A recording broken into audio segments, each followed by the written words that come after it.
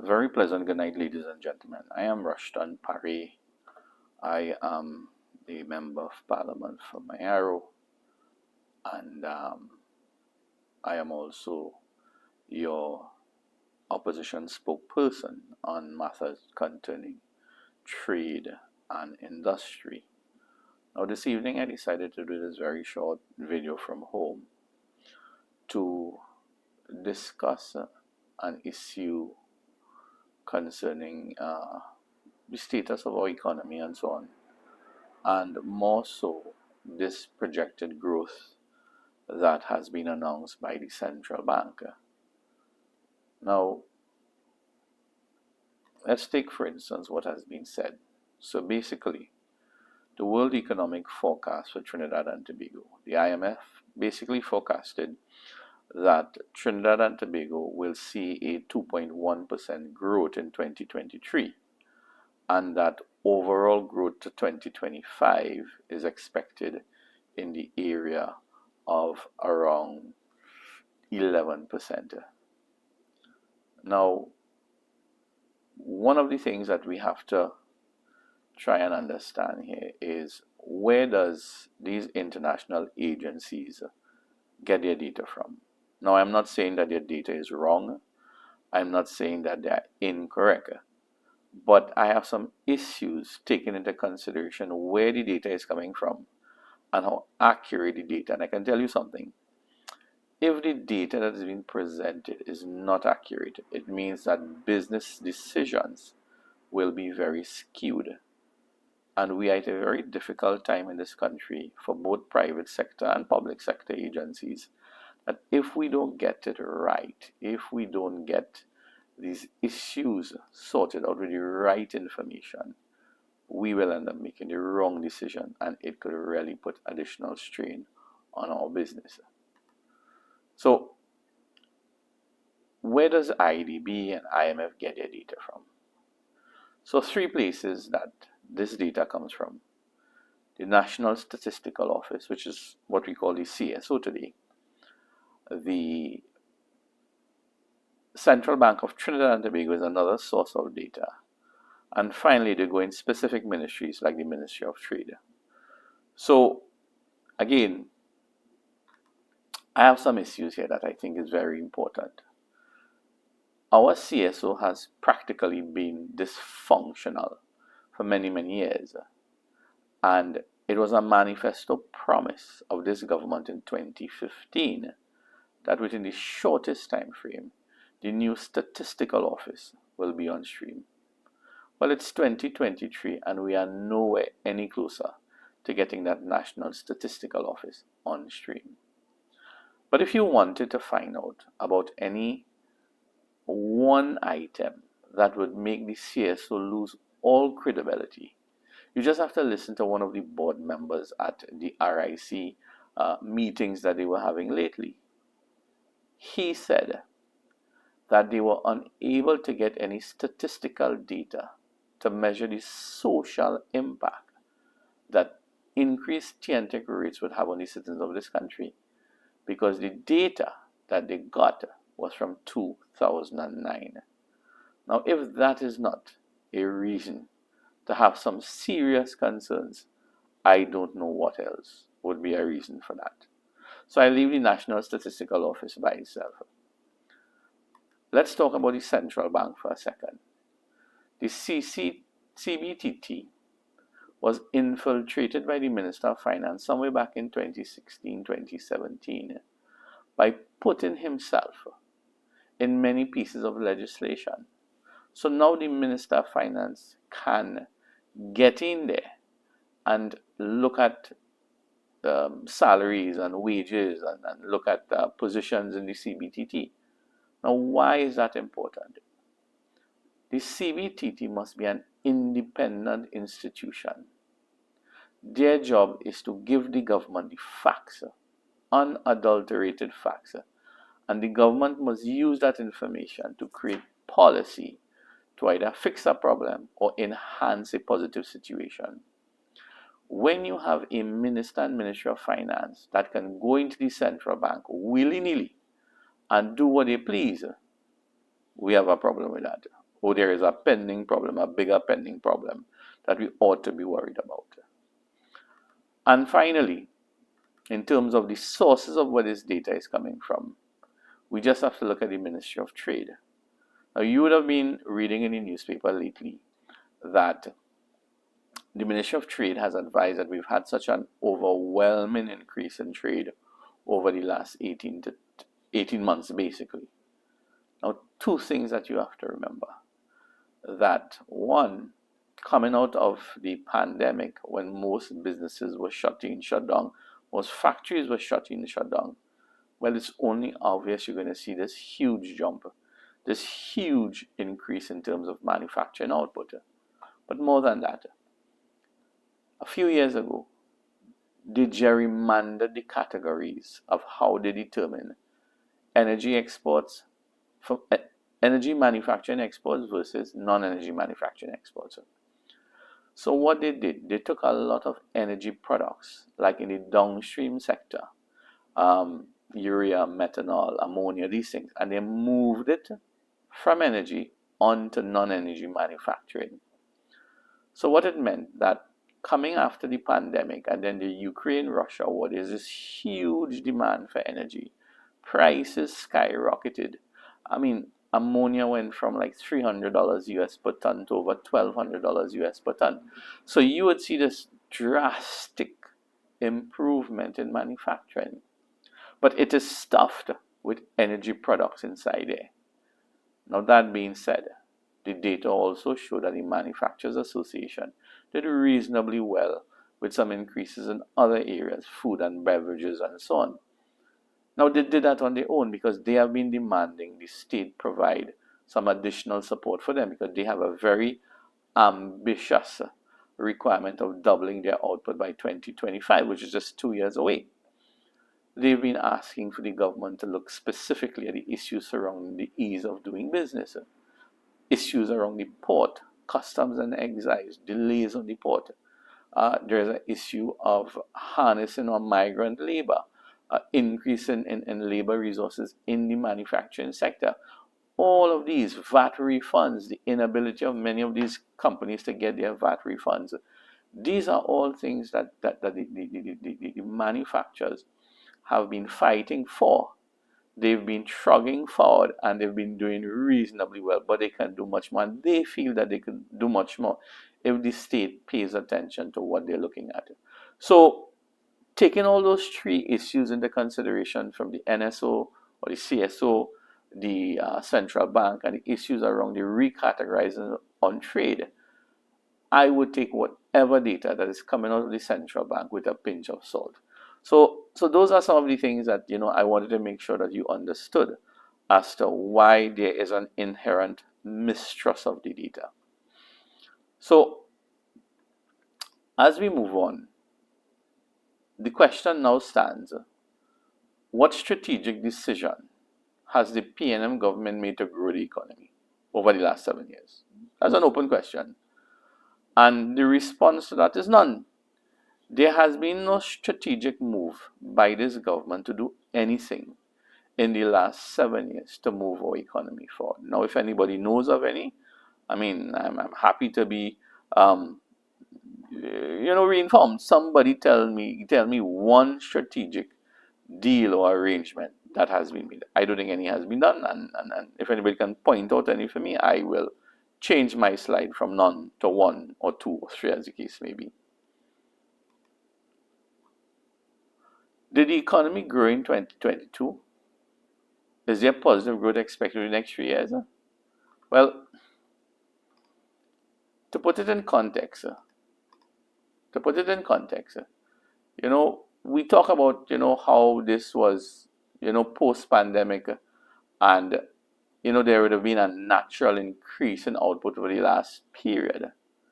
But this recovery that the government is speaking about is largely because of the increase in our gas price revenue, along with the fact that as we moved to about 55 to 60% of the country's vaccination status, the state was able to open back all businesses, get back some freedom of movement and so on, which really drove the economy in 2022. Um, this is expected to continue, although many of the international agencies are looking at probably a reduction in energy prices this year heading into next year. So it's an ambitious goal, and we hope that the central bank has good data. The data is credible because we can all look forward, or we all encourage, or we all want to see a very booming economy into 24-25 going forward. What are the biggest hurdles for business or trade development in Trinidad and Tobago? And we've always been talking about that, that there are a number of things that are hampering businesses today. And the ease of doing business was chief among the concerns for business owners that have made business environment in Trinidad very, very difficult to navigate. If you were to kind of categorize some of these issues, inefficient government processes, every single process in this country seems to have a challenge in terms of getting it done. You have difficult bureaucratic processes, inconsistency in the application of simple and standard procedures, lengthy waiting times that is ridiculous. Several business owners, they complain, about the processes in customs, inefficient policing. Just look at the example this last couple of weeks. Look at the kiosk and licensing office. The company register has been down since December. You can't register a new business. Right now, for the Board of Inland Revenue, we're coming close to March 31st. They require things like, director's information, director's annual returns. All of these things, you cannot get it. How can you want to drive business in Trinidad and Tobago and you cannot get these simple things correct? And just last week, after 2 months, I think, of delay by the TTPS, you still cannot get a certificate of character. Come on, man. A certificate of character is what is needed to get jobs today in the energy sector, the few remaining jobs in the energy sector. You cannot get in without a certificate of character. So these are things that if the state does not address, how are we going to improve our business climate? Without an improved business climate, private sector money is not going to be spent. They're not going to invest in new technology, in new business opportunities, and then they don't hire people. And that is the real issue here. The inability to hire people in sustainable jobs. And that is something that we must address going into 23, 24, 25.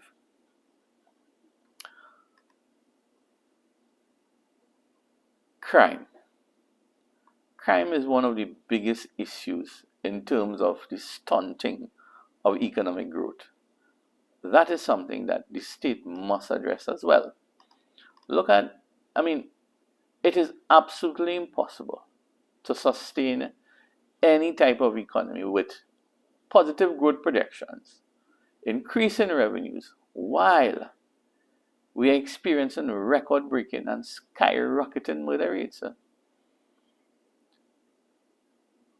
This is really a challenge, in the environment when you are trying to promote trade and ensure citizen security.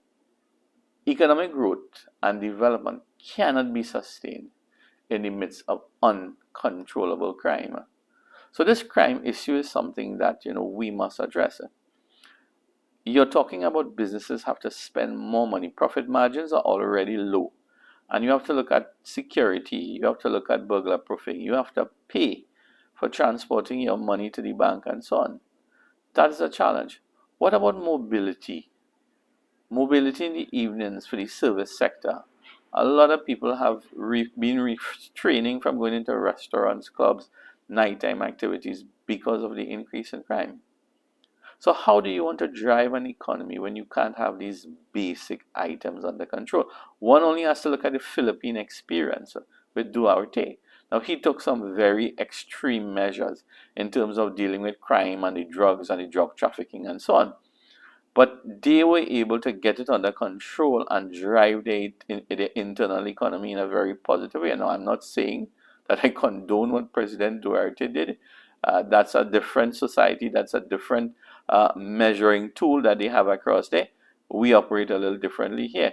But if we don't take charge, if the state doesn't take charge of how we operate in terms of dealing with crime, it is going to continue to create problems in the business sector.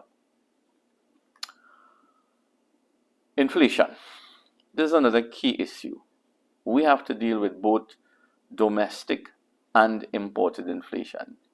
Now, this problem of rising food prices is a combination of imported inflation based on what's going on with the Ukraine war. They had serious impact on supply of items, supply of goods. The shipping chains were disrupted. And obviously, we cannot ignore the issues surrounding climate change that creates an impact in food crops, in growth, and pestilence. These kind of things are all reducing the supply of goods and services. And then when you couple that with your own domestic inflation in terms of consumption, it really creates a problem for the citizens. Now, I can tell you, inflation is projected to increase this year, and consumers who are already struggling will face even more pressure on their purchasing power. And then we have the two elephants in the room. We have an RIC which is hell-bent on raising the electrical rates to not only domestic consumers but commercial and industrial consumers. But here is the kicker. Even if your personal light bill goes up by $15 or $20, which may be affordable, the chubby that you buy in the supermarket, the manufacturer is going to get 140% increase in their electricity rates. When they sell it to a supermarket change, the warehouse that one case of chubby is going to sit on is going to experience 144% increase in its electrical rates.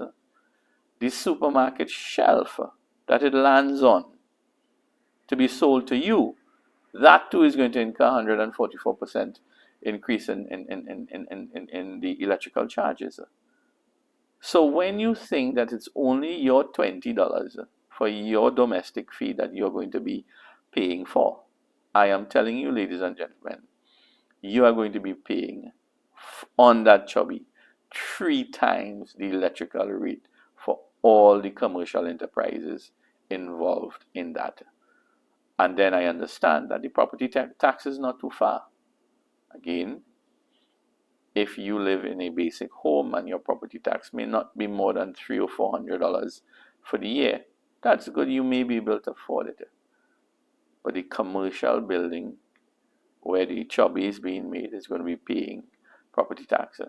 The warehouse where the case of chubby is going to sit on is going to be paying property tax. The supermarket where the chubby is going to be sold to you will be paying property tax. And the final product, that property tax is going to be passed on to the bottle of chubby that you will have.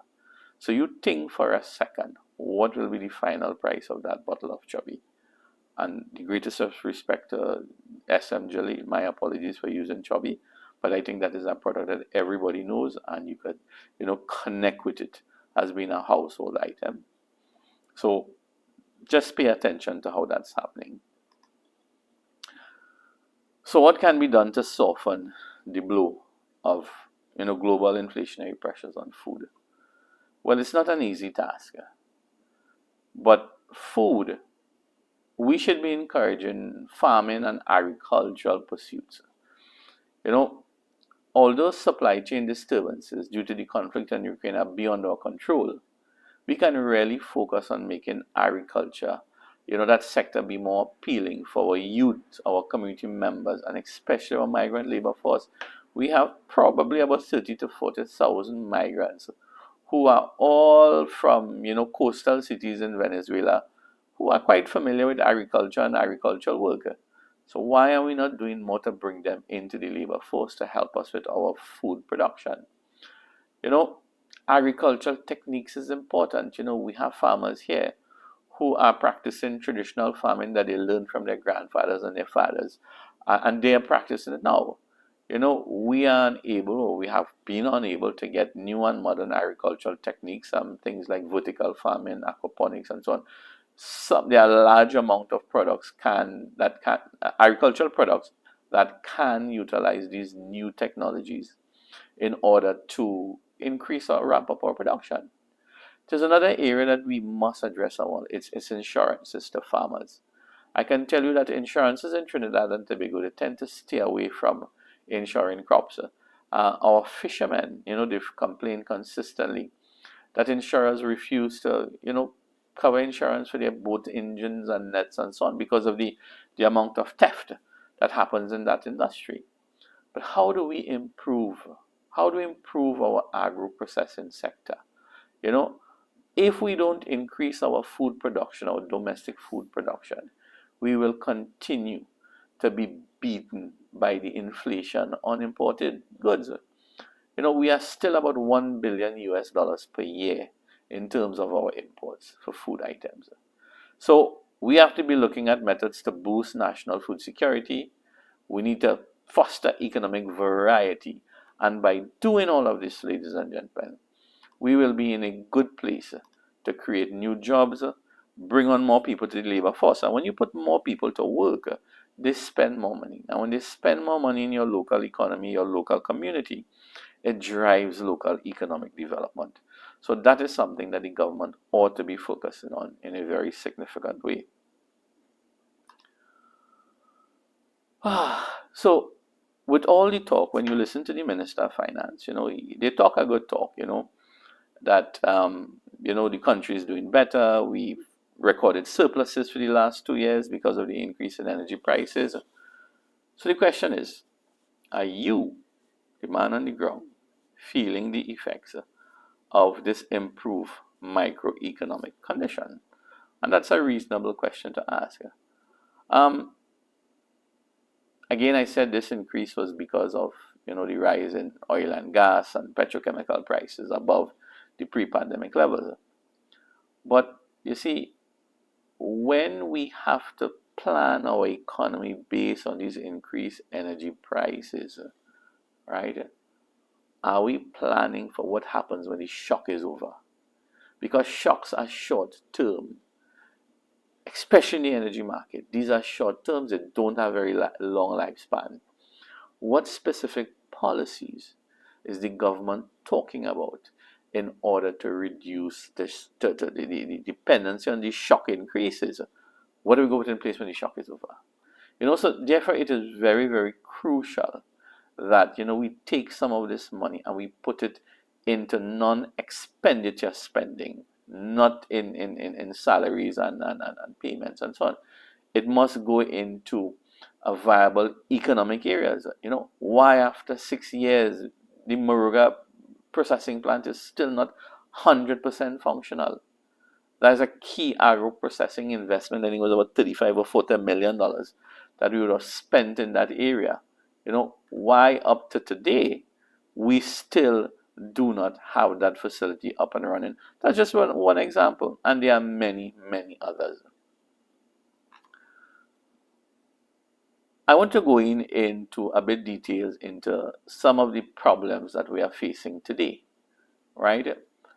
And it's really hampering the government from putting Trinidad and Tobago where we ought to be. So again, I could be wrong. I could be very, very wrong. But if any one person can tell me what specific steps, specific and real and measurable steps, have the government taken to deal with issues around diversification? The Prime Minister himself complained one day that all we are talking about in the opposition is diversification. But 7 years, man. 7 years. What have you done? Let's talk about Petrochin. Petrochin has been rusting for about 5 years. It has been mothballed since then. And up to now, we can't find a way to bring it back on stream. Hell, if somebody doesn't want to buy the damn thing, let's bring it back on stream. And we bring it back on stream based on the first recommendation that Cabinet got. It can be resized and reshaped to operate at around 800 employees, operate efficiently, and you manage those numbers. It cannot be a place where you dump every political hacker and everybody need a child, a job, you put them into Petrochin. That cannot be sustained anymore. So Petrotrin has to be operated. The refinery can be operated very efficiently. The refinery operates at about 150,000 barrels of oil per day. We're doing about 60,000 barrels of oil today. We need to find another 60, 70, 80,000 barrels of oil. We have Guyana next door. We have Suriname. Come on, man. Diplomacy is all. We can sit with our partners. And let me tell you, not every decision that country or government to government makes is about money. It could be about this diplomacy. It could be about relationship, cultural relationship. How do we look after one another? These are things that you have to send diplomats for. You can't send accountants and lawyers to negotiate. No.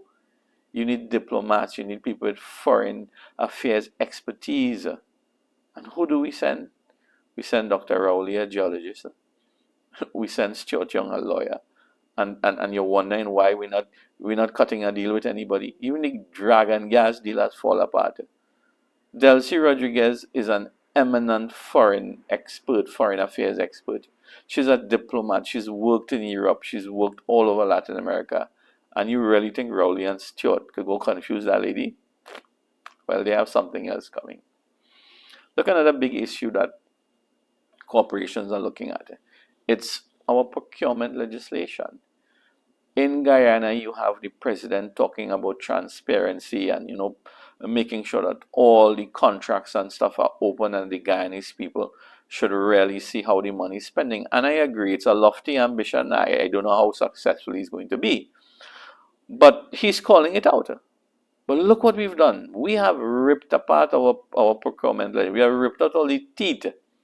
And the very same thing that the PNM accused the partnership about bid rigging, country to country contracts, lawyers making deals. Do you know they've ripped out all the legislation covering that?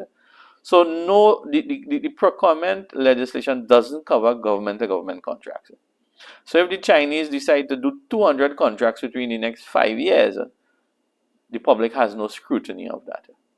Lawyers' fees, medical professional fees, those things have been ripped out. So what we're really doing with the procurement is just to hustle you in a ministry. When you buy 2 fax machine and 3 bale of toilet paper, you want 20 quotation. That's what it is. The real thing for the government to look at in terms of clamping down on the criminality of white collar crime, you take out all the teeth from that. But if you have to buy a fax machine in your office, you're going to get 10 quotation. You want to buy 10 bale of toilet paper, you're going to get 4. Come now, man. You have to bid for aloo and onion? Madness. That is the nonsense, sorry, that we have to deal with. Our food imports, I mentioned that before, that is over $6 billion TT, $1 billion US. We need to deal with that. Right now, today, according to a few international reports, Trinidad and Tobago, 1/3 of the population. We have 1.4 million people. We have close to about 300,000 or 400,000 people who make up the poor and the working poor. And our middle class, which is so critical to national development. A country without a middle class cannot sustain itself in terms of driving development in a country. Our middle class is just disappearing. Look at what's happening in licensing office. Look at what's happening in the Registrar General office. We are struggling to digitize the public service. I remember as a young man in 1986 when A.N.R. Robinson became the Prime Minister. He put $5 million TT dollars in 86 to talk about digitizing the licensing office. We are in 2022 and we still can't get it right. It just worries me. I'm mind boggled. I work in the energy sector. I run an IT business, for almost 20, 25 years. And I can't see why government service is so difficult to implement things.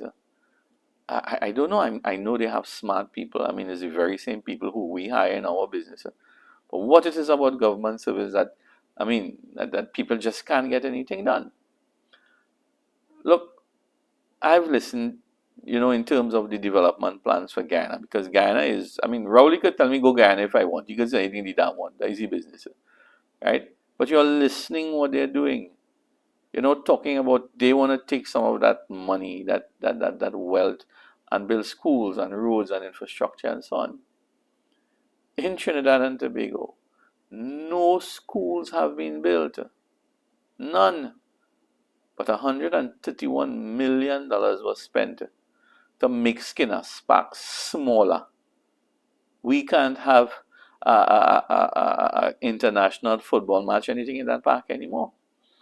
I know my brother, Senator David Nakid, did a live video the other day, and he was amazed. He made an announcement that 22 million US dollars was spent to downgrade Skinner's Park, and he had done some investigation on similar sized facilities in the US, and he identified one that was designed better than Skinner's Park that can accommodate about 15,000 people for 12 million US dollars. So that is to show the prioritization, the type of racketeering that is perhaps running in these contract biddings, and those things we must clamp down clearly. Let's not talk about infrastructure. The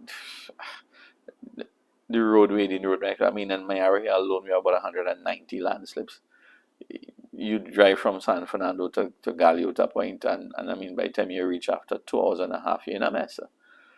Our road infrastructure has collapsed, and imagine we are an energy economy. We have a pitch lake, and yet we have the worst roads, and the state can't address that. That is the things that we are facing today, ladies and gentlemen. And we could jump high, we could jump low, we could blame Kamla, I could blame the partnership for not doing it. But the point is, we are in 2022 and nothing is being done. And we can't sit idly by and be happy about that. So let's sum it up in 1 second. And I am choosing to use, a phrase or a stanza from, our famed, Black Stalin. He says, oil money come and oil money go, and people remain in the pavement and the ghetto. So, ladies and gentlemen, I do hope that my little conversation today on the economy and where we stand, I hope it has brought a bit of clarity. You don't have to agree with me. You don't have to agree with anything that I have said. I say it how I see it. I have a different pair of lens from most people. And if you can have constructive criticism on what I said, I would welcome it. So thank you very much, ladies and gentlemen. Take care.